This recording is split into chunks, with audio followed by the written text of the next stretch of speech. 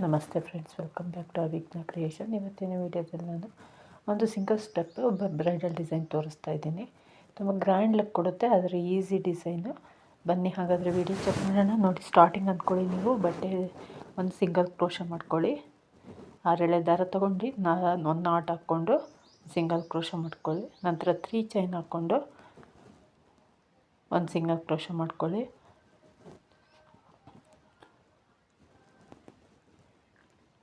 Again 3 chain. ಇಲ್ಲಿ ನೀವು ಬೇಕು ಅಂದರೆ 4 ಚೈನ್ ಕೂಡ ಹಾಕ್ಕೋಬೋದು. ಕನ್ಫ್ಯೂಸ್ ಆಗೋದು ಬೇಡ ಅಂತ ನಾನು 3 ಚೈನೇ ಹೇಳ್ತಾ ಇದ್ದೀನಿ. 4 ಚೈನ್ ಕೂಡ ಹಾಕ್ಕೋಬೋದು ಕುಚ್ಚು ಹಾಕ್ಲಿಕ್ಕಿದು. ನಂತರ 3 ಚೈನ್,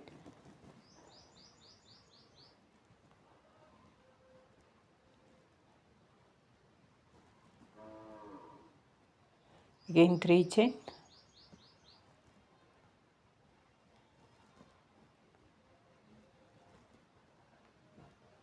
ಮತ್ತೊಮ್ಮೆ 3 ಚೈನ್. ಒಟ್ಟು 5 ಟೈಮ್ಸ್ ಹಾಕ್ಕೊಂಡಿದ್ದೀನಿ. ನೀವು ಬೇಕು ಅಂದರೆ ಸೆಕೆಂಡ್ 4 ಚೈನ್ ಕೂಡ ಹಾಕೋಬೋದು. ಇಲ್ಲ ಕನ್ಫ್ಯೂಸ್ ಆಗೋದು ಬೇಡ ಅಂದರೆ 3 ಚೈನೇ ಹಾಕೋಬೋದು. 3 ಚೈನಲ್ಲೂ ಕೂಡ ಕುಚ್ಚು ಹಾಕ್ಬೋದು. ಥ್ರೆಡ್ ಜಾಸ್ತಿ ತೊಗೊಂಡ್ರೆ ಹಾಕೋದು ಕಷ್ಟ ಅಂತ 4 ಚೈನ್ ಹೇಳಿದೆ ಅಷ್ಟೇ. ನೋಡಿ, 1 2 ಮತ್ತು 3 4 5 3 ಚೈನ್ನ 5 ಟೈಮ್ಸ್ ಹಾಕ್ಕೊಂಡಿದ್ದೀನಿ. ನಂತರ ಈಗ ಏನು 3 ಚೈನ್ ಹಾಕ್ಕೊಂಡು ನೀಡಲ್ ಮೇಲೆ ಒಮ್ಮೆ ದಾರ ತಗೊಂಡು ಎಲ್ಲಿ ಸಿಂಗಲ್ ಕ್ರೋಶ ಮಾಡಿದ್ದೀವೋ ಅಲ್ಲೇ ಸೇಮ್ ಪಾಯಿಂಟಲ್ಲಿ ನೀಡಲ್ಲಾಗಿ ದಾರನ ತೊಗೊಬರ್ಬೇಕು. ನೀಡಲ್ ಮೇಲಿರೋ ದಾರನ ಎರಡನ್ನೂ ಒಂದು ಮಾಡ್ಕೊಳ್ಳಿ, ಅಂದರೆ ಡಬಲ್ ಕ್ರೋಶ. ಈಗ 2 ಚೈನ್ ಹಾಕ್ಕೊಳ್ತಾ ಇದ್ದೀನಿ. ಎಗೈನ್ ಮತ್ತೀಗ ನೀಡಲ್ ಮೇಲೆ ದಾರ ತೊಗೊಂಡು ಸೇಮ್ ಪಾಯಿಂಟಲ್ಲಿ ಒಂದು ಡಬಲ್ ಕ್ರೋಶ. ಈಗ ನಾವೇನು ಮಾಡ್ತಾಯಿದ್ದೀವೋ ಈ ಡಬಲ್ ಕ್ರೋಶಗಳನ್ನ ಸ್ವಲ್ಪ ಲೆಂತಿಯಾಗಿ ಮಾಡ್ಕೊಳ್ಳಿ, ತುಂಬ ಶಾರ್ಟಾಗಿ ಮಾಡ್ಕೋಬೇಡಿ. ಮತ್ತು 2 ಚೈನ್, ಮತ್ತು ಒಂದು ಡಬಲ್ ಕ್ರೋಶ.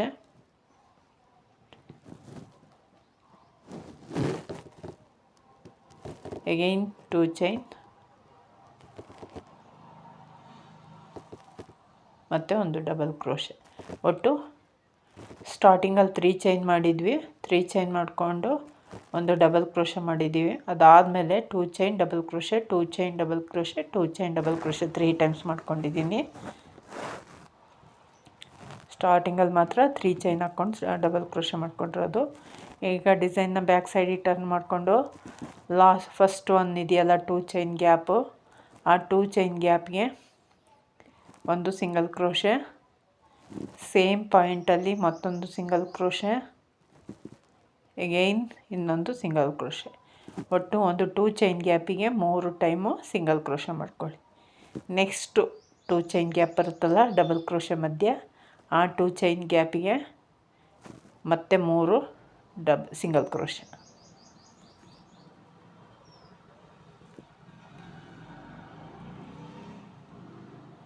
ನೆಕ್ಸ್ಟ್ 2 ಚೈನ್ ಗ್ಯಾಪ್ಗೆ 3 ಸಿಂಗಲ್ ಕ್ರೋಶ. ಅಲ್ಲಿಗೆ 9 ಸಿಂಗಲ್ ಕ್ರೋಶ ಆಯಿತು. 2 ಚೈನ್ ಗ್ಯಾಪ್ 3 ಬಂದಿದೆ, 3ಕ್ಕೂ ಸೇರಿ 9 ಸಿಂಗಲ್ ಕ್ರೋಶ ಆಯಿತು.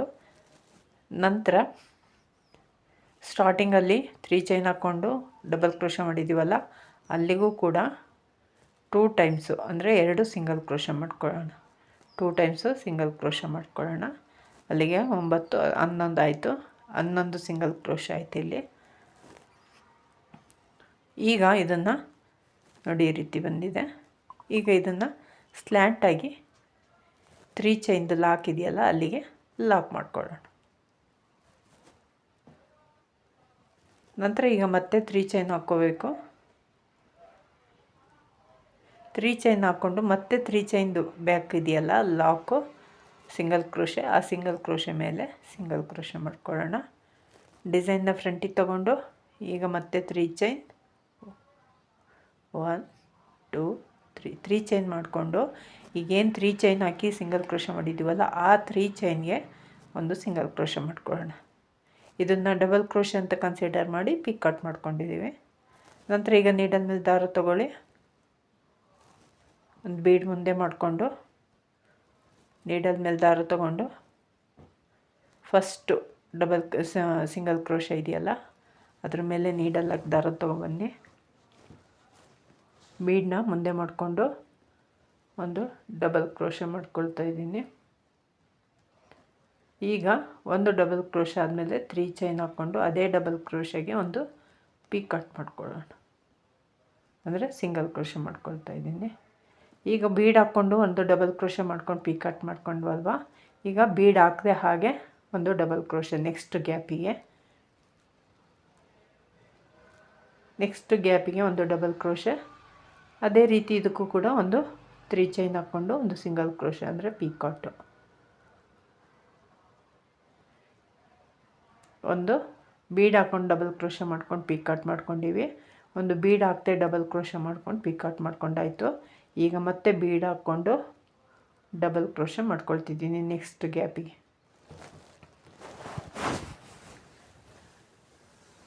ಎಷ್ಟು ಗ್ಯಾಪ್ ಬರುತ್ತೋ ಅಷ್ಟು ಗ್ಯಾಪಿಗೂ ಡಬಲ್ ಕ್ರೋಶೆ ಪೀಕಾಟು ಬರುತ್ತೆ. ಒಂದು ಡಬಲ್ ಕ್ರೋಶೆಗೆ ಬೀಡ್ ಹಾಕ್ತೀವಿ, ಇನ್ನೊಂದು ಡಬಲ್ ಕ್ರೋಶೆಗೆ ಬೀಡ್ ಹಾಕದೆ ಹಾಗೆ ಡಬಲ್ ಕ್ರೋಶೆ ಮಾಡ್ಕೊಂಡು ಪೀಕಾಟ್ ಮಾಡ್ಕೊಂಡು ಇರೋದು.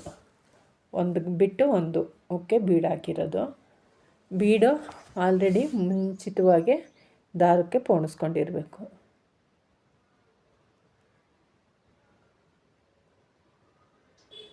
ಈಗ ಬೀಡ್ ಹಾಕ್ಕೊಂಡ್ವಲ್ವ, ಈಗ ಬೀಡ್ ಹಾಕದೆ ಹಾಗೆ ಡಬಲ್ ಕ್ರೋಶೆ ಮಾಡ್ಕೋಬೇಕು. ಎಷ್ಟು ಸಿಂಗಲ್ ಕ್ರೋಶೆ ಗ್ಯಾಪ್ ಇದೆಯೋ ಅಷ್ಟು ಸಿಂಗಲ್ ಕ್ರೋಶೆಗೂ ಇದೇ ರೀತಿ ಮಾಡ್ಕೊಳ್ತಾ ಹೋಗಬೇಕು. 3 ಚೈನ್ ಒಂದು ಸಿಂಗಲ್ ಕ್ರೋಶೆ. ಈಗ ಬೀಡ್ ಮುಂದೆ ಮಾಡ್ಕೋಬೇಕು, ಮತ್ತೊಂದು ಬೀಡ್ ಹಾಕ್ಕೋಬೇಕು ಮುಂದಕ್ಕೆ. ಬೀಡ್ ಮುಂದೆ ತೊಗೊಂಡು ಮತ್ತೀಗ ಮಿಡಲ್ ಮೇಲೆ ದಾರ ತೊಗೊಂಡು ನೆಕ್ಸ್ಟ್ ಗ್ಯಾಪಿಗೆ ಒಂದು ಡಬಲ್ ಕ್ರೋಶೆ.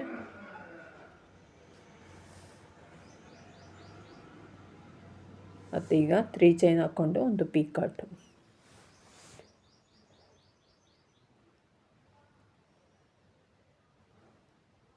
ಈಗ ಬೀಡ್ ಹಾಕ್ತೆ ಹಾಗೆ ಒಂದು ಡಬಲ್ ಕ್ರೋಶೆ. ಮತ್ತು 3 ಚೈನ್ ಒಂದು ಸಿಂಗಲ್ ಕ್ರೋಶೆ.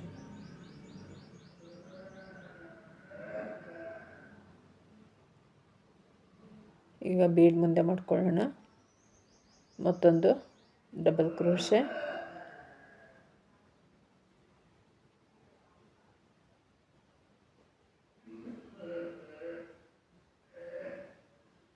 ಡಬಲ್ ಕ್ರೋಶೆ ಮಾಡಿಕೊಂಡು ಈಗ ಒಂದು 3 ಚೈನ್ ಹಾಕ್ಕೊಂಡು ಪೀಕಾಟ್ ಮಾಡ್ಕೊಳ್ಳೋಣ. ಈ ಡಬಲ್ ಕ್ರೋಶೆ ಬೀಡ್ ಹಾಕ್ಕೊಂಡು ಡಬಲ್ ಕ್ರೋಶೆ ಮಾಡ್ಬೇಕಾದ್ರೆ ಯಾವಾಗಲೂ ಬೀಡನ್ನು ನೀಡಲ್ನಿಂದ ಮುಂದೆ ತೊಗೋಬೇಕು, ಆವಾಗ ಮೇಲೆ ಕಾಣುತ್ತೆ, ಇಲ್ಲಾಂದರೆ ಬ್ಯಾಕ್ ಸೈಡಿಗೆ ಹೋಗುತ್ತೆ. ಎಲ್ಲಿ ಬೀಡ್ ಹಾಕಿರ್ತೀವೋ ಅದಕ್ಕೆ ಒಂದು ಪೀಕಾಟ್ ಮಾಡ್ಕೊಳ್ಳೋಣ, ಅಂದರೆ ಸಿಂಗಲ್ ಕ್ರೋಶೆ ಮಾಡ್ಕೊಳ್ಳೋಣ.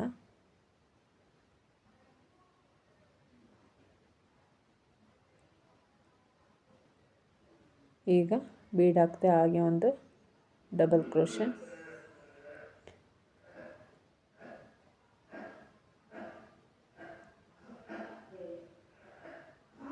ಮತ್ತು ಈಗ 3 ಚೈನ್ ಒಂದು ಸಿಂಗಲ್ ಕ್ರೋಶೆ.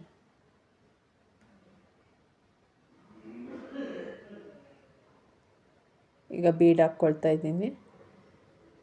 ಇದೇ ರೀತಿ ಎಲ್ಲ ಗ್ಯಾಪ್ಗೂ ಇದೇ ರೀತಿ ಮಾಡ್ಕೋಬೇಕು. ಒಂದು ಬೀಡ್ ಹಾಕ್ಕೊಂಡು ಒಂದು ಬೀಡ್ ಹಾಕ್ತೆ ಹಾಗೆ ಈ ರೀತಿ ಮಾಡಿಕೊಂಡ್ರೆ ಆರ್ಚು ದೊಡ್ಡದಾಗಿ ಬರುತ್ತೆ. ಇದಕ್ಕೆ ಎಷ್ಟು ನಾವು ಸಿಂಗಲ್ ಕ್ರೋಶೆ ಮಾಡಿದ್ದೀವೋ ಫಸ್ಟ್ ಸ್ಟೆಪ್ಪಲ್ಲಿ ಅಷ್ಟು ಗ್ಯಾಪಿಗೂ ಕೂಡ ಮಾಡೋದ್ರಿಂದವ ತುಂಬ ದೊಡ್ಡದು ಆರ್ಚ್ ದೊಡ್ಡದಾಗಿ ಬರುತ್ತೆ. ಬ್ರೈಡಲ್ ಡಿಸೈನ್ ಆಗಿ ಕೂಡ ಹಾಕ್ಬೋದು. ಸಿಂಗಲ್ ಸ್ಟೆಪ್ಪಲ್ಲಿ ಇಷ್ಟು ದೊಡ್ಡದಾಗಿ ಆರ್ಚ್ ಬರೋದು ರೇರು. ಸೊ ತುಂಬ ಚೆನ್ನಾಗಿ ಬಂದಿದೆ ಡಿಸೈನು. ನೆಕ್ಸ್ಟು ನಾನಿಲ್ಲಿ ದಾರ ಶಾರ್ಟೇಜ್ ಬಂದಿದ್ದರಿಂದ ಬೇರೆ ಕಲರ್ ದಾರನ ಜಾಯಿಂಟ್ ಮಾಡ್ಕೊಂಡಿದ್ದೀನಿ, ಸ್ಯಾಂಪಲ್ ತೋರಿಸ್ಲಿಕ್ಕಲ್ವ, ಸೊ ಹಂಗಾಗಿ. ನೆಕ್ಸ್ಟ್ ನಾವೀಗ ಈಗ ನೋಡಿ ಕಂಪ್ಲೀಟ್ ಆಯಿತು. ಲಾಸ್ಟ್ ಒಂದು ಗ್ಯಾಪ್ ಬರುತ್ತೆ. ಆ ಗ್ಯಾಪಿಗೆ ಡಬಲ್ ಕ್ರೋಶೆ ಮಾಡಿಕೊಂಡು ಇದು ಮಾಡಿರ್ತೀವಲ್ಲ, ಆ ಗ್ಯಾಪಿಗೆ ಜಸ್ಟ್ ಒಂದು ಡಬಲ್ ಕ್ರೋಶೆ ಮಾತ್ರ ಮಾಡ್ಕೋಬೇಕು. ಪಿಕೌಟ್ ಮಾಡೋದು ಬೇಡ. ಡಬಲ್ ಕ್ರೋಶೆ ಮಾಡಿಕೊಂಡು ಈ ರೀತಿ ಲಾಕ್ ಮಾಡ್ಕೋಬೇಕು. ರೈಟ್ ಸೈಡು ಒಂದು ಡಬಲ್ ಕ್ರೋಶೆ ಮಾಡ್ಕೊಂಡು 3 ಚೈನ್ ಹಾಕ್ಕೊಂಡು ಲಾಕ್ ಮಾಡ್ಕೊಂಡಿದ್ವಲ್ಲ, ಸೊ ಹಂಗಾಗಿ ಲೆಫ್ಟ್ ಸೈಡ್ ನಮಗೆ ಜಸ್ಟ್ ಒಂದು ಡಬಲ್ ಕ್ರೋಶ ಮಾಡಿಕೊಂಡು ಈ ರೀತಿ ಲಾಕ್ ಮಾಡ್ಕೋಬೇಕು. ಕಂಪ್ಲೀಟ್ ಆದಮೇಲೆ ಡಿಸೈನು ಈ ರೀತಿ ಮಾಡ್ಕೋಬೇಕು. ಇವಾಗ ಆರ್ಚು ಪರ್ಫೆಕ್ಟ್ ಅನಿಸುತ್ತೆ, ನೀಟಾಗಿ ಬರುತ್ತೆ ನೋಡಿ. ನೀಟಾಗಿ ಬಂದಿದೆ ಡಿಸೈನು, ಸಿಂಗಲ್ ಸ್ಟೆಪ್ ಡಿಸೈನು ತುಂಬ ಚೆನ್ನಾಗಿ ಬಂದಿದೆ. ಕುಚ್ಚುಗೆ ಜಾಗ ಬಿಟ್ಕೊಂಡಿದ್ದೀವಿ ಕುಚ್ಚು ಹಾಕ್ಲಿಕ್ಕೆ ನೋಡಿ. ಈಗ ನಂತರ ಅಲ್ಲಿಂದಲೇ ನಾವು ಕಂಟಿನ್ಯೂ ಮಾಡಬೇಕು. 3 ಚೈನ್ನ 5 ಟೈಮ್ಸ್ ಹಾಕ್ಕೋಬೇಕು. ನೆಕ್ಸ್ಟ್ ಅದೇ ರೀತಿ ಆರ್ಚನ್ನು ಕಂಟಿನ್ಯೂ ಮಾಡಬೇಕು. ಕಂಪ್ಲೀಟ್ ಆದಮೇಲೆ ತುಂಬ ಚೆನ್ನಾಗಿ ಬಂದಿದೆ ಡಿಸೈನು. ಇಷ್ಟ ಆಗಿದೆ ಅಂದ್ಕೊಂಡಿದ್ದೀನಿ ವೀಕ್ಷಕರೇ. ಇಷ್ಟ ಆಗಿದ್ರೆ ಒಂದು ಲೈಕ್ ಕೊಡೋದನ್ನು ಮರಿಬೇಡಿ. ಯಾರೆಲ್ಲ ಸಬ್ಸ್ಕ್ರೈಬ್ ಮಾಡ್ಕೊಳ್ಳದೆ ನೋಡ್ತಿದ್ದೀರಾ ಪ್ಲೀಸ್ ಸಬ್ಸ್ಕ್ರೈಬ್ ಮಾಡ್ಕೊಳ್ಳಿ, ಸಪೋರ್ಟ್ ಮಾಡಿ. ನಿಮ್ಮ ಅನಿಸಿಕೆಗಳನ್ನ ಕಮೆಂಟ್ ಬಾಕ್ಸಲ್ಲಿ ತಿಳಿಸಿ. Thank you for watching. Bye.